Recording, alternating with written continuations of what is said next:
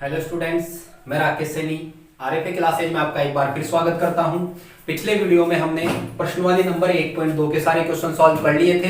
तो इस वीडियो में हम प्रश्नवाली नंबर 1.3 के क्वेश्चनों को सॉल्व करेंगे। तो देखिए प्रश्नवाली नंबर 1.3। प्रश्नवाली नंबर 1.3 के क्वेश्चनों को सॉल्व करने से पहले हम इसका बेसिक समझ लेते हैं। इसके क्वेश्चनों को सॉल्व करने से पहले जो हमें बेसिक चीजें पता होनी चाहिए वो हम समझ लेते हैं। तो देखिए सबसे पहले मैं बात करता हूं दशमलव प्रसार की। किसकी बात करता हूं? दशमलव प्रसार की। संख्याओं का दशमलव प्रसार दो प्रकार का होता है, ध्यान रखना। संख्याओं का दशमलव प्रसार कितने प्रकार का होता है? दो प्रकार का, शांत दशमलव प्रसार और अशांत दशमलव प्रसार। क्लियर? दशमलव प्रसार कितने प्रकार का होता है? दो। एक तो शांत दशमलव प्रसार और एक अशांत दशमलव प्रसार। शांत और अशांत दशमलव प्रसार क्या होते हैं? शांत का मतलब जिसमें भाग प्रक्रिया कुछ अंकों के बाद में समाप्त हो जाए तो वह दशमलव प्रसार कैसा होगा? शांत। और वह दशमलव प्रसार जिसमें भाग प्रक्रिया निरंतर चलती रहे, मतलब अंकों को कुछ अंकों के पश्चात भी भाग प्रक्रिया खत्म नहीं हो, भाग प्रक्रिया लगातार चलती रहे, तो वह दशमलव प्रसार कैसा होगा?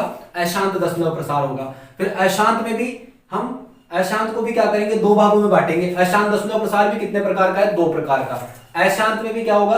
अशांत आवर्ती दशमलव प्रसार। आवर्ती का मतलब क्या हो गया? इसमें दशमलव के बाद में अंकों की पुनरावृत्ति होगी, अंकों के किसी समूह की या अंक की पुनरावृत्ति होगी, तो वह तो दशमलव प्रसार कैसा हो जाएगा? आवर्ती दशमलव प्रसार। नाम से पता लग रहा हो आवर्ती। आवर्ती यानी कोई इसमें कोई अंकों का समूह या जोड़ा बार बार आएगा, है ना?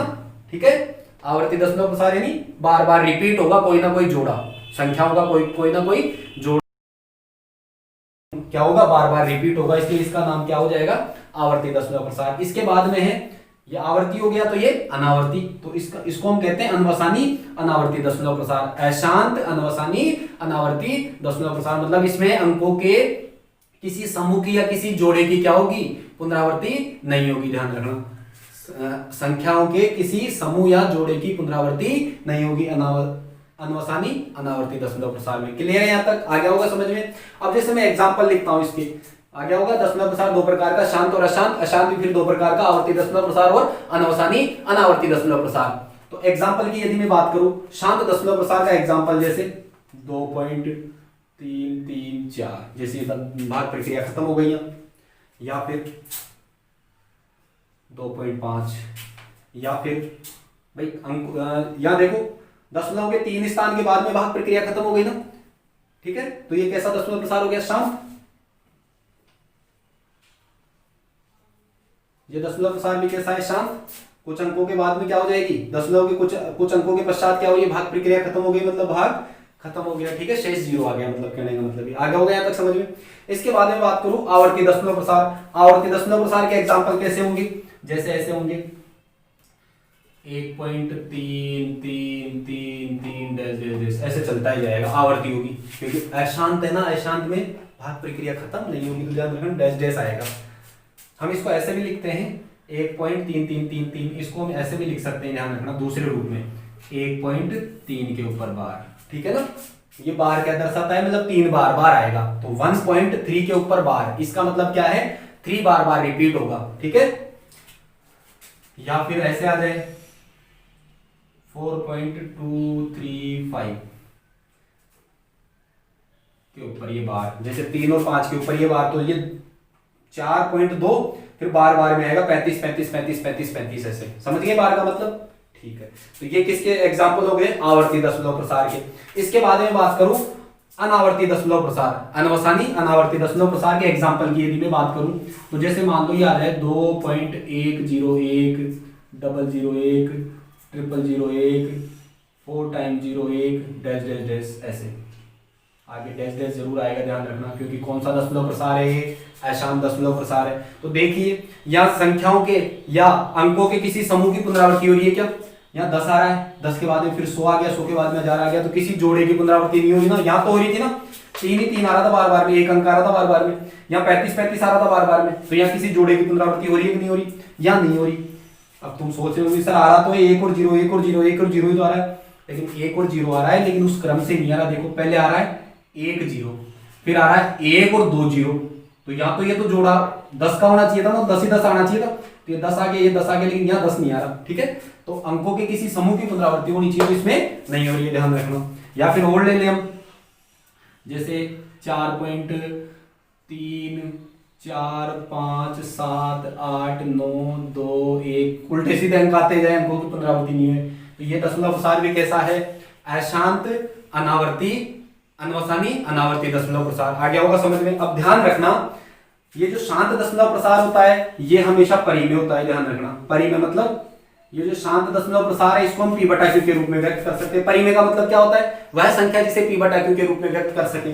तो जो शांत दशमलव प्रसार वाले जो एग्जांपल है हम इनको p बटा q के रूप में व्यक्त कर सकते हैं। जैसे हम इसको p बटा q के रूप में कैसे व्यक्त करेंगे? एक अंक छोड़ के पॉइंट है तो एक जीरो आ जाएगी बटे में, तो 25/10 आ जाएगा, नहीं आ जाएगा, तो इसको लिख सकते हैं p बटा q के रूप में। और इन्हें भी हम p बटा q के रूप में व्यक्त कर सकते हैं। और ये हमारे 1.3 के अंदर एक क्वेश्चन भी है, जैसे यही आ गया 1.33333, इसे p बटा q के रूप में व्यक्त कीजिए। इसको p बटा q के रूप में व्यक्त कर सकते हैं, तो वो करवाएगा हमसे, व्यक्त कर सकते हैं। तो ये भी परिमेय हो गई, नहीं हो गई?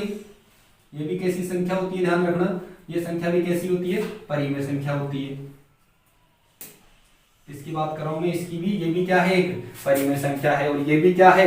एक शांत दशमलव प्रसार भी कैसा है? परिमेय। और अशांत आवर्ती दशमलव प्रसार भी कैसा है? परिमेय। और ध्यान रखना, अनवसानी अनावर्ती दशमलव प्रसार कैसा होता है? अपरिमेय होता है, ध्यान रखना। कैसा होता है ये? अपरिमेय। आ गई क्या बात समझ में? अपरिमेय का मतलब इसको p बटा, इन एग्जाम्पलों को हम p बटा q के रूप में व्यक्त नहीं कर सकते। यहां तक आ गया होगा समझ में, क्लियर है? देखिए आगे हम एक बेसिक चीज और समझते हैं। तो देखिए क्या है वो, आप इसका स्क्रीनशॉट ले सकते हैं। और ध्यान रखना, कॉपी और पेन आपके साथ होना चाहिए और आप साथ के साथ नोट्स बनाते हुए चलेंगे। ठीक है, हम बिना भाग दिए हुए, मैं कह रहा हूं बिना भाग दिए हुए, हम कैसे बताएं कि किसी परिमेय संख्या का दशमलव प्रसार कैसा है? शांत है या अशांत, मैं बात कर रहा हूं। अब जैसे अभी हम पता करते हैं, अभी हम कैसे पता करते हैं? जनरली भाई भाग देते हैं कि भाई हमारे पास आ गया 3/5 आ गया। अब मैं कह रहा हूं बताइए इसका दशमलव प्रसार कैसा है, तो हम क्या करेंगे? 5 का भाग देंगे 3 बार में, भाग देते जाएंगे। अगर भाग प्रक्रिया चलती जा रही है तो हम कह देंगे इसका दशमलव प्रसार कैसा है? अशांत है। और भाग प्रक्रिया मान लो कुछ अंकों के बाद में समाप्त हो गई तो हम क्या कह देंगे? इसका दशमलव प्रसार कैसा है? शांत है। लेकिन हमें भाग नहीं देना है, बिना भाग दिए हुए इसका प्रसार बताना है, दशमलव प्रसार कैसा है? शांत है या अशांत आवर्ती का है, ये बताना है कि इसका दशमलव प्रसार कैसा है। तो वो बताने का एक तरीका है, हमारे पास एक ट्रिक है या एक फॉर्मूला बोल दो। वो क्या है? ध्यान रखना, किसी भी परिमेय संख्या के हर के अभाज्य गुणनखंड, या देखो हर में 5 है ना, तो हर में या तो 2 आ जाए या फिर 5 आ जाए। किसी परिमेय संख्या के हर में या तो 2 आ जाए या 5 आ जाए, मतलब 2 ही 2 आए या फिर 5 ही 5 आए। ठीक है, तो उस परिमेय संख्या का दशमलव प्रसार कैसा होगा? शांत, हमेशा ध्यान रखना। तो मैं बात करूं, यदि किसी परिमेय संख्या के हर के अभाज्य गुणनखंड,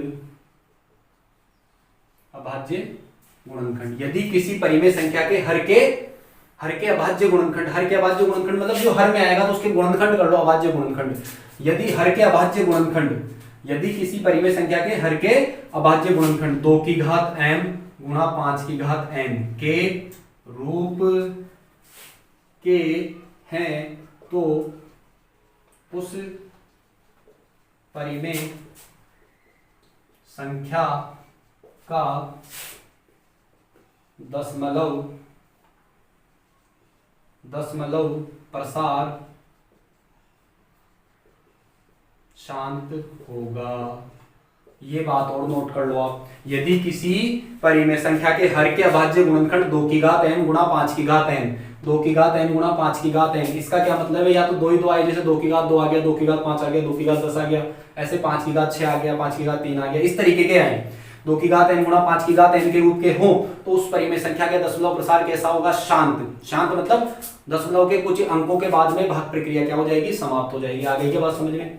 तो बिना भाग दिए पता कर लिया ना हमने, बिना भाग दिए पता कर लिया कि इस परिमेय संख्या का दशमलव प्रसार कैसा है। तो बताइए इस परिमेय संख्या का दशमलव प्रसार कैसा होगा? शांत, क्योंकि इसके इसके हर के अभाज्य गुणनखंडों में क्या आ रहा है?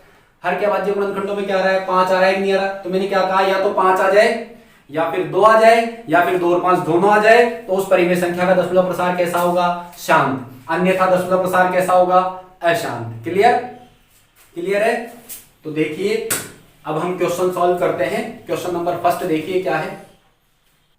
देखिए क्वेश्चन नंबर फर्स्ट क्या है। क्वेश्चन नंबर फर्स्ट हमें दिया हुआ है कि बताइए कि ये जो हमें संख्याएं दी हुई इसका दशमलव प्रसार क्या है और दशमलव प्रसार किस रूप का है। हमें इसका रूप भी बताना है दशमलव प्रसार का। तो दशमलव प्रसार किस रूप का, किस रूप से क्या मतलब है कि शांत है या अशांत है। ठीक है, इसका दशमलव प्रसार शांत है या अशांत है, ये भी बताना है। तो देखिए जैसे फर्स्ट ही क्वेश्चन है, अब मुझे बताइए इसका दशमलव प्रसार कैसा होगा। दशमलव प्रसार कैसा होगा, शांत या अशांत। सर हम इसके हर के अभाज्य गुणनखंडों से पता करेंगे कि इसका दशमलव प्रसार कैसा है। तो हर के अभाज्य गुणनखंड कर लो।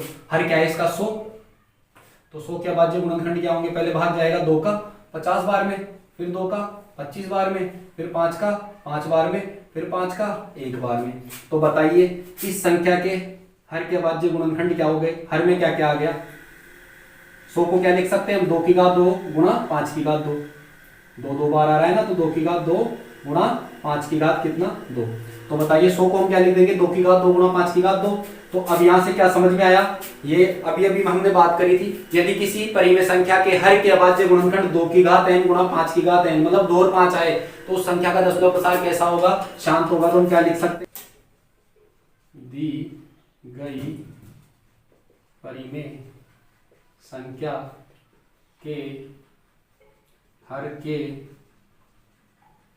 अभाज्य गुणनखंड, हर के अभाज्य गुणनखंड 2 की घात n गुणा 5 की घात n के रूप के हैं, इसलिए इस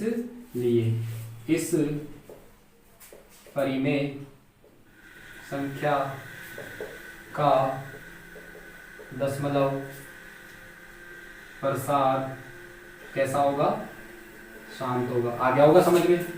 और शांत होगा तो दशमलव प्रसार के भी बताना है कि शांत क्या है। तो ये कितनी है संख्या, 36/100। 36/100 है तो अपॉन में कितनी जीरो आ रही है, 2 जीरो, तो 2 छोड़ के पॉइंट लगेगा नहीं लगेगा। तो बताइए कितना आ जाएगा, 0.36 आ गया नहीं आ गया इसका आंसर। इसी प्रकार से बताइए इस परिमेय संख्या का दशमलव प्रसार कैसा होगा। इस परिमेय संख्या का दशमलव प्रसार कैसा होगा, शांत होगा या अशांत। इस परिमेय संख्या का दशमलव प्रसार कैसा होगा, शांत होगा या अशांत। इसके हर के अभाज्य गुणनखंड 11 के गुणनखंड क्या होते हैं, 11 होते हैं। 11 के गुणनखंड होते ही नहीं क्योंकि 11 अभाज्य संख्या है। तो हर के अभाज्य गुणनखंड 11 के गुणनखंड 11 में 2 और 5 आ रहा है कि नहीं आ रहा। तो इसके हर के अभाज्य गुणनखंड, इस क्वेश्चन सेकंड के लिए हम क्या लिखेंगे, 1/11 दी गई संख्या के क्या लिखेंगे, दी गई संख्या के हर के अभाज्य गुणनखंड, दी गई संख्या के हर के अभाज्य गुणनखंड 2 की घात n गुणा 5 की घात n के रूप के नहीं है, इसलिए इस परिमेय संख्या का दशमलव प्रसार कैसा होगा, अशांत होगा। इस परिमेय संख्या का दशमलव प्रसार कैसा होगा, शांत होगा, अशांत होगा। ठीक है, अशांत वाले को हमें नहीं लिखना, केवल शांत वाले को लिखना है। ठीक है, ऐसे ही बात करूं मैं थर्ड क्वेश्चन की। थर्ड क्वेश्चन हमारे पास में क्या है, सेकंड आ गया समझ में। दी गई परिमेय संख्या या इस परिमेय संख्या के हर के अभाज्य गुणनखंड 2 की घात n गुणा 5 की घात n के रूप के नहीं है, इसलिए इसका दशमलव प्रसार कैसा होगा, अशांत होगा। ये लिखना है। अब बात करते हैं थर्ड क्वेश्चन की। 4 सही 1/8 है, तो इसको हम ये मिश्र भिन्न में तो साधारण भिन्न में बदलेंगे कैसे, इन दोनों को गुणा करो, ये जोड़ दो। 8 चौक 32, 32 और 1 कितना हो गया 33। तो बोलिए कितना आ गया, 33/8। 33/8 यहां तक आ गया समझ में। और इसके हर के अभाज्य गुणनखंड करो, 8 के गुणनखंड क्या होंगे, 2 × 2 × 2। तो इसको क्या लिख सकते हैं हम, 33/2 की घात 3। तो बताइए इसके हर के अभाज्य गुणनखंड क्या है, 2 × 2 × 2। हर के अभाज्य गुणनखंडों में 2 ही 2 आ रहा है, तो 2 ही 2 आ रहा है। इसका मतलब क्या है, इस परिमेय संख्या का दशमलव प्रसार कैसा होगा। मैंने कहा था या तो 2 ही 2 आ जाए, या फिर 5 ही 5 आ जाए, या फिर 2 और 5 दोनों आए, तो उस परिमेय संख्या का दशमलव प्रसार कैसा होगा, शांत। तो यहाँ 2 ही 2 आ रहा है ना, तो यहाँ पर भी अपन क्या लिख देंगे, इस परिमेय संख्या, या ऐसे लिख देंगे, इस परिमेय संख्या के हर के अभाज्य गुणनखंड 2 की घात n गुणा 5 की घात n के रूप के हैं। भाई है ना, 2 ही 2 आ रहा है ना इसमें, या तो 2 ही 2 आए, या फिर 5 ही 5 आए, या फिर 2 और 5 दोनों आए। ठीक है ना, और 2 और 5 के अलावा अगर कुछ आ रहा है तो वो कैसा होगा, अशांत होगा, उसका दशमलव प्रसार है ना, या तो केवल 2 या केवल 5 या फिर 2 और 5 दोनों। तो 2 ही 2 आ रहा है, तो इसका दशमलव प्रसार कैसा होगा, शांत होगा। लिख दोगे ऐसे कैसे। आगे ये भी समझ में। इसके बाद में 3/13, 3/13 का दशमलव प्रसार कैसा होगा? अच्छा इसको लिखना बता देता हूँ मैं। ये तो लाइन तुम लैंग्वेज लिख लोगे ऐसे कैसे, ये वाली लैंग्वेज लिखनी है। अब इसका दशमलव प्रसार में सॉल्व करके बताना है कैसे, बिना भाग दिए हुए। तो ये कितना है 33/2 की घात कितना है 3, तो इसको 10 बनाना है। तो अब इसका दशमलव प्रसार भी तो हमें लिखना है, तो हम क्या करें, इसको 5 की घात 3 से ऊपर नीचे गुणा कर दें। किससे गुणा कर दें? 5 की घात 3 से। भाई 2 की घात 3 है तो 5 की घात 3 से ऊपर नीचे गुणा कर दो, ताकि 2 × 5 कितना हो जाएगा 10 हो जाएगा। तो ऊपर तो कितना आ गया 33 × 5 का क्यूब कितना होता है 125 बटे में ये कितना आ गया 2 का क्यूब और 5 का क्यूब, तो 2 × 5 का क्यूब हो गया क्या, 2 × 5 का क्यूब। अब यहां से इसको गुणा कर लो, यहां से गुणा करेंगे तो कितना आ जाएगा, देखिए इधर कितना आ जाएगा 10, 10 की घात 2 पंजो 10, 10 की घात कितना आ जाएगा 3, 10 की घात 3 बोलो कितना लिख दूं मैं 1000। और इन दोनों को आप गुणा करके और फिर कितनी जीरो 1 2 3 3 अंक छोड़ के पॉइंट लगा देंगे, तो इसका दशमलव प्रसार में प्राप्त हो जाएगा, मिल जाएगा। आ गया होगा ये समझ में, क्वेश्चन कर लोगे ऐसे कैसे ही आ गया। इस परिमेय संख्या के इस परिमेय संख्या के हर के अभाज्य गुणनखंड 2 की घात m गुणा 5 की घात m के रूप के हैं, इसलिए इसका दशमलव प्रसार कैसा होगा, शांत होगा। और दशमलव प्रसार यदि हमें बताना है तो ऐसे कैसे 33/2 की घात 3, 2 की घात 3 आ रहा है, तो दशमलव प्रसार बिना भाग दिए हुए में ज्ञात करना है। तो 5 की घात 3 से ऊपर नीचे गुणा कर दो इसको, 2 की घात 3 आ रहा है तो ये आधार सॉरी घातें समान है तो आधार गुना हो जाएगा, घात 3 लग गई, 2 × 5 कितना हो गया 10, 10 की घात 3, 10 की घात 3 मतलब 1000। अब इन दोनों को गुणा करके और 3 अंक छोड़ के पॉइंट लगा दो, 3 जीरो आ गई। आ गया होगा यहाँ तक समझ में। इसके बाद में देखिए क्वेश्चन नंबर 4, क्वेश्चन नंबर 4 में 13 13 एक अभाज्य संख्या है। देखो क्वेश्चन नंबर 4 में हर देखो कितना है 13, 13 के टुकड़े नहीं हो सकते, तो 13 एक अभाज्य संख्या है। तो क्या हर के अभाज्य गुणनखंड 2 की घात m गुणा 5 की घात m के रूप के आ रहे हैं, चौथे क्वेश्चन के लिए नहीं आ रहे, तो इसका दशमलव प्रसार कैसा होगा, अशांत होगा। इसका दशमलव प्रसार भी कैसा होगा, शांत होगा, क्योंकि 11 आ रहा है। और इसका दशमलव प्रसार कैसा होगा, 400 की गुणनखंड कर लेना। ये क्वेश्चन आपके लिए है, ठीक है। नहीं आता है तो फिर आप पूछ लेना कमेंट बॉक्स में, ठीक है। इसके बाद में देखिए क्वेश्चन नंबर 2, देखिए क्वेश्चन नंबर 2, क्वेश्चन नंबर 2 में क्या दिया हुआ है, 1/7 का मान दिया हुआ है दशमलव रूप, 1/7 का दशमलव रूप दिया हुआ है 0.0142857 के ऊपर बार, मतलब इन अंकों की पुनरावृत्ति होगी। ये दिया हुआ है हमें 1/7 का मान। तो अब हमें क्या ज्ञात करना है, 2/7 का मान, 3/7 का मान, 4/7 का मान, 5/7 का मान और 6/7 का मान ज्ञात करना है। देखिए बिल्कुल सिंपल है, कुछ नहीं है। यदि मेरे को 2/7 का मान ज्ञात करना है तो मैं क्या लिख दूं, इसको 2/7 को मैं क्या लिख दूं, देखना 2/7 को मैं लिख दूं 2 × 1/7 लिख सकता हूं क्या, अरे 2 एकम 2 वापस 2/7 ही तो प्राप्त होगा, क्लियर। अब यहां से हम क्या लिखेंगे, 2 तो ऐसे कैसे और 1/7 का मान रख दीजिए ना। आगे क्या बात समझ में, 2/7 को मैं क्या लिख सकता हूँ 2 × 1, अरे 2 को 2 × 1 लिख सकता हूँ ना, 2 × 1 का मतलब क्या होता है 2 ही होता है, 2 एकम 2 ही तो आएगा वापस 2/7। लेकिन ऐसा क्यों लिखा हूँ, अब इसे 1/7 की जगह में मान रख सकता हूँ ना। 1/7 का मान कितना है 0.142857 के ऊपर बार, तो ये 1/7 का मान रखो वहां से, तो गुणा में 0.142857 के ऊपर बार।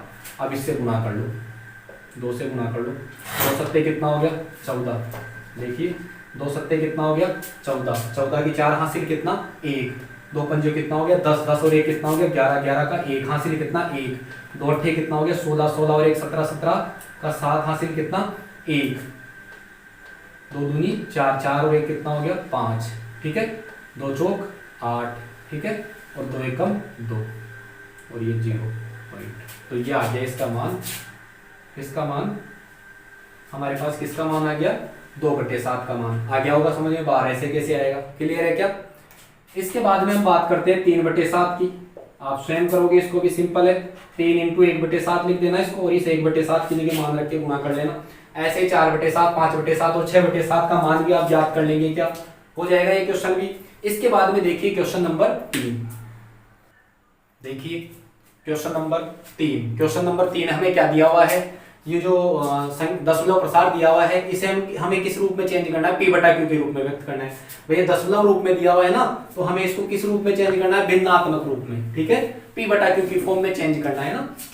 तो देखिए ये संख्या दी हुई है 0.6 के ऊपर बार, तो इसको p/q के रूप में व्यक्त करना है। तो देखिए इसको मान लेंगे हम, क्या कर लेंगे, इसको x के बराबर मान लेंगे, माना x बराबर है, तो x बराबर हमारे पास क्या है, माना x बराबर क्या है 0.6 के ऊपर बार। क्लियर। अब इसको मैं ऐसे भी तो लिख सकता हूँ x बराबर में 0.6 के ऊपर बार का मतलब क्या है 6 आएगा बार बार, तो 0.6 ऐसे चलेगा नहीं चलेगा। आ गया क्या समझ में, बोलो क्लियर है यहाँ तक। अब कितने अंकों की ध्यान रखना, अब जो मैं बात कह रहा हूं यहाँ कितने अंकों की पुनरावृत्ति हो रही है, एक 6 की तो पुनरावृत्ति हो रही है, 6 तो आ रहा है बार बार में, तो एक अंक की पुनरावृत्ति हो रही है ना, तो इसको पहले दे देना समीकरण नंबर 1। इसको क्या दे देना, समीकरण नंबर 1। थोड़ा इधर से लिख देता हूं मैं ताकि वो क्वेश्चन भी आ जाए उधर। तो x बराबर में हम इसको ऐसे लिख सकते हैं 0.6666 और इसको हम क्या कह देंगे, समीकरण नंबर 1। क्लियर। कितने अंकों की पुनरावृत्ति हो रही है, एक अंक की पुनरावृत्ति हो रही है, तो एक अंक की पुनरावृत्ति हो रही है तो ध्यान रखना 10 से गुणा करेंगे हम दोनों पक्षों को, और 2 अंकों की पुनरावृत्ति होगी तो किससे गुणा करेंगे, 100 से गुणा करेंगे, 2 जीरो से, मतलब 100 से गुणा करेंगे दोनों पक्षों को। और 3 अंकों की पुनरावृत्ति होती है तो हम किससे गुणा करते हैं, 1000 से गुणा करते हैं। 4 अंकों की पुनरावृत्ति होगी तो 10,000 से गुणा करेंगे। क्लियर है। तो यहाँ एक अंक की पुनरावृत्ति हो रही तो दोनों पक्षों को किससे गुणा करेंगे, 10 से गुणा करने पर, तो यहाँ लिख देंगे दोनों पक्षों को 10 से गुणा करने पर क्या आ जाएगा, दोनों पक्षों को 10 से गुणा करोगे तो इधर तो कितना आ जाएगा 10x बराबर में इधर कितना आ जाएगा भाई 10 से गुणा करोगे तो ये पॉइंट एक स्थान आगे खिसक जाएगा कि नहीं खिसक जाएगा। जैसे मैं बात करूं 0.66 को तुम 10 से गुणा करो, ये 10 तो कितना आ जाएगा 6 और ये 0 लग जाएगी, फिर कितने अंक छोड़ के पॉइंट था 2, तो 1 और 2, तो बताइए ये एक अंक आगे खिसक गया कि नहीं खिसक गया पॉइंट। तो ध्यान रखना है इसको 10 से गुणा करेंगे तो ये पॉइंट यहाँ खिसक जाएगा, तुम्हारे पास कितना आ जाएगा 6.6666 ऐसे आएगा। इसको दे देंगे हम समीकरण नंबर 2। क्लियर है यहाँ तक। अब ध्यान रखना समीकरण 2 में से एक को घटा दो, यहाँ हम क्या लिखेंगे, समीकरण 2 में से एक को घटाने पर, समीकरण 2 में से एक को घटाओगे तो क्या आएगा, देखो 2 में से इसमें से इसको घटाना है तो 10x में से एक x गया तो या पहले लिख लो 10x माइनस x, इसमें से इसको घटाना है ना, तो LHS में से LHS 10x माइनस x बराबर में इधर 6.6666 डैश डैश डैश, इसमें से घटाना है इसको, किसको घटाना है माइनस 0.666 डैश डैश डैश 666 और लिख लो। क्लियर। अब ध्यान रखना 10x में से x गया तो बोलो कितना x आएगा 9x, 10x में से x गया तो 9x, और यहाँ देखो 6 में से 6 गया 0, 6 में से 6 गया 0, 6 में से 6 गया 0।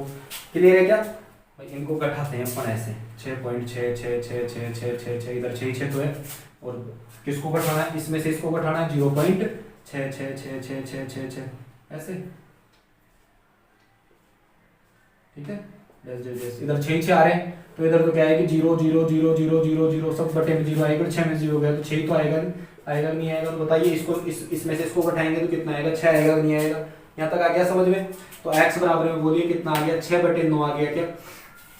अभी भी ये कट रहा है, किससे कट रहे हैं दोनों, 3 से, तो 3 से कितनी बार में कटेगा बोलिए 6, 2 बार में, और ये कितनी बार में 3 बार में, तो बोलिए x बराबर में कितना आ गया 2/3 आ गया क्या, x बराबर में कितना आ गया 2/3 आ गया क्या, एक मिनट बोलो x बराबर में कितना आ गया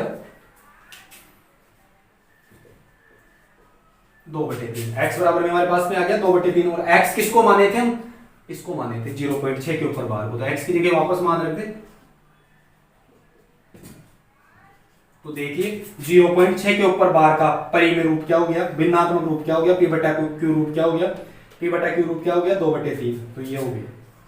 आ गया होगा समझ में, प्रोसेस आ गया होगा समझ में, एक बार फिर समझ लो। x बराबर मान लेंगे सबसे पहले, फिर एक अंक की पुनरावृत्ति हो तो दोनों संख्यों को दोनों पक्षों को किससे गुणा कर देंगे 10 से गुणा कर देंगे, 10 से गुणा करके समीकरण 2 में समीकरण 1 को घटा देंगे, ये सॉल्व कर लेंगे, ये हमारे पास इसका p/q रूप आ गया। इसी प्रकार से देखिए मैं बात करता हूं दूसरे क्वेश्चन की। अब तीसरा क्वेश्चन आप स्वयं करोगे, यहाँ कितने अंकों की पुनरावृत्ति हो रही है, 3 अंकों के ऊपर बार लग रहा है ना, इसका मतलब क्या x बराबर मानोगे, इसको माना x बराबर, और क्या है ये 0.001, तो ये 3 अंक आएंगे ना बार बार में 001 001 ऐसे भाई 001 3 अंकों की पुनरावृत्ति हो रही है ना, तो इसको तो पहले दे देना समीकरण नंबर 1, और फिर किससे गुणा करोगे 1000 से, दोनों भाई 3 अंकों की पुनरावृत्ति हो रही है तो मैंने बताया था 3 जीरो से, 3 जीरो का मतलब 1000 से, तो दोनों पक्षों को किससे गुणा कर देना 1000 से, तो इधर तो कितना आ जाएगा 1000x, और इधर कितना आ जाएगा, ये 3 अंक आगे के सब जाएगा, पॉइंट यहाँ आ जाएगा, तो ये दो जीरो और ये 1 यहाँ आ जाएगा पॉइंट, तो 1.001 ऐसे आ जाएगा। फिर समीकरण 2 में से 1 को घटा देंगे तो इसका p/q रूप आ जाएगा। कर लोगे थर्ड क्वेश्चन। अब मैं बात करता हूँ सेकंड क्वेश्चन की। सेकंड क्वेश्चन को देखिए, समझना। सेकंड क्वेश्चन सेकंड की बात करता हूं मैं, ठीक है। सेकंड में क्या है, मान लेंगे, माना x बराबर कितना है 0.4 और 7 के ऊपर बार, ये देखो ये 4 एक्स्ट्रा आ रहा है ना, 4 तो बार बार रिपीट नहीं हो रहा, कौन रिपीट हो रहा है, 7 हो रहा है। तो देखिए x बराबर में 0.4 7 7 7, 4 के ऊपर नहीं है बार, ध्यान रखना 4 के ऊपर बार नहीं है, बार किसके ऊपर है 7 के ऊपर, तो 7 आएगा बार बार में ऐसे। तो इसको समीकरण 1 दे देना या नहीं दे तो भी चलेगा। अब पहले तो इस 4 को इधर लाना है हमें, ये 4 इधर आए, फिर उधर 7 के साथ बचेगा नहीं बचेगा, और 4 इधर कब आएगा, जब मैं 10 से गुणा कर दूं दोनों पक्षों को। तो पहले किससे गुणा करेंगे, दोनों पक्षों को, लिख देना दोनों पक्षों को 10 से गुणा करने पर, 10 से गुणा करोगे तो कितना आ जाएगा, दोनों पक्षों को 10 से गुणा करोगे तो 10x बराबर में, इधर 10 से गुणा करोगे तो ये यहाँ चला जाएगा, नहीं चला जाएगा पॉइंट आगे, तो 4.77777 ऐसे। क्लियर। दोनों पक्षों को 10 से गुणा कर दिया तुमने। इसको देना समीकरण नंबर, चाहो तो इसको दे देना 1 या इसको 1 देना, क्योंकि इस 4 को पहले इधर लाना है हमें, ध्यान रखना। जिसके ऊपर बार नहीं है ना, ध्यान रखना, जिस सवाल के अंदर जिस संख्या के ऊपर बार नहीं है तो उसको पहले दशमलव के इधर लाते हैं हम। तो 4 के ऊपर बार नहीं था तो पहले 4 को इधर लाएंगे, और 4 इधर कब आएगा, 10 से गुणा होने के बाद में। तो दोनों पक्षों को 10 से गुणा करके 4 को इधर लेके आ गया मैं। अब देखो कितने अंकों की पुनरावृत्ति हो रही थी, एक ही तो अंक की पुनरावृत्ति हो रही थी, तो पुनः 10 से गुणा करो दोनों पक्षों को, दोनों पक्षों